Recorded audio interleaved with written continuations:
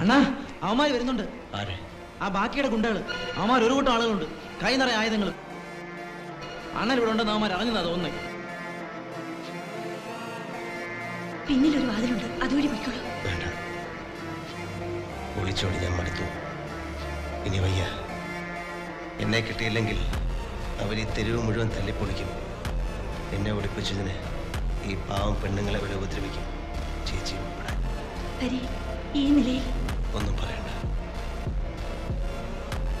ഞാൻ തീരുമാനിച്ചു കഴിഞ്ഞു.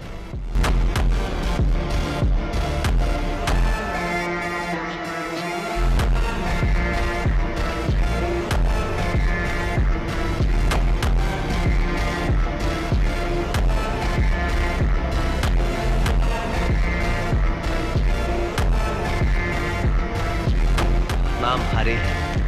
हाँ, तुम मुझे हरे अन्ना बोल सकते हो।